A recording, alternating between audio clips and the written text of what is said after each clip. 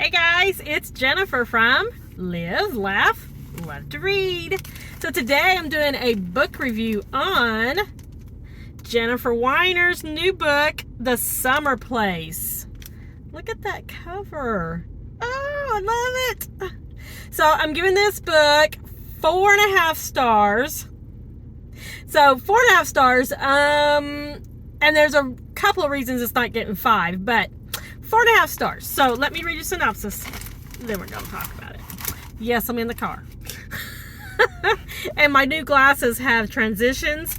But since I'm in the car, they're only partly tinted because, I don't know if you know this, but when your windshield in your car has the ultraviolet ray blockers or whatever. So, yeah. So they're only partly tinted, so that's why they look kind of funny. All right. When her 22-year-old stepdaughter announces her engagement to her pandemic boyfriend, Sarah Danhauser is shocked. But the wheels are in motion. Headstrong Ruby has already set a date, just 3 months away, and spoken to her beloved Safta, which is Sarah's mother, Veronica, about having the wedding at the family's beach house in Cape Cod. Sarah might be worried, but Veronica is thrilled to be bringing the family together one last time before putting the big house on the market. So the very first, it's got a prologue, and the prologue is the house in Cape Cod talking to you about how she feels about the people who have lived there and, and all this, which is kind of interesting. Says, but still the road to a wedding day usually comes with a few bumps. Ruby has always known exactly what she wants, but as the wedding date approaches, she finds herself grappling with the wounds left by the mother who walked out when she was a baby. Veronica ends up facing unexpected news, thanks to her meddling sister, and must revisit the choices she made long ago, when she was a best-selling novelist with a different life. Sarah's twin brother Sam is recovering from a terrible loss and contemplating big questions about who he is. Questions he hopes to resolve during his stay on the Cape. Sarah's husband Eli, who's been inexplicably distant during the pandemic, deals with the consequences of a long ago lapse from his typical good guy behavior. So, the number one reason why this book isn't getting 5 stars from me is because I feel like there's too many characters. It's a big family, and each chapter is from the perspective of one of the family members. Well, the problem is and it might have been where I was in my head at the time, I don't know, but I had to go back and read, like, for instance, Sam, which is Sarah's twin brother, I had to go back and read his section when his next section came, because I couldn't remember what his section was about. Yeah. Of course, they're all intertwined, but it was kind of all over the place. I thought it had too many characters, and it was kind of hard to keep track.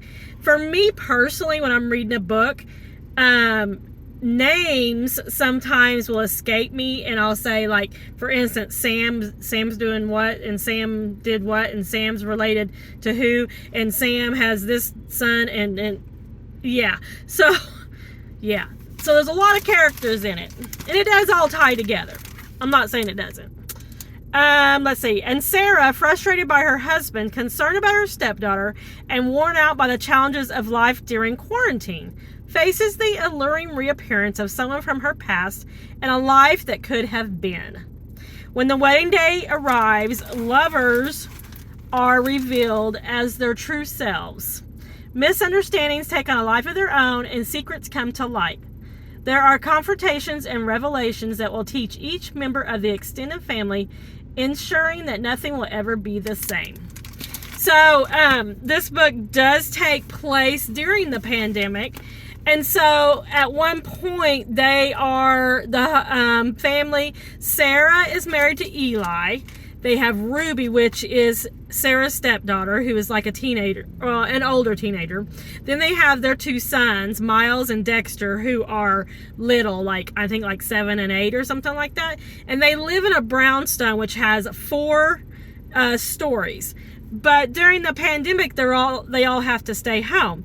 So you have this whole dynamic of Sarah, who's the wife, who everybody's getting under her feet. She does like her alone time, and she's not getting any, even though the house is really big.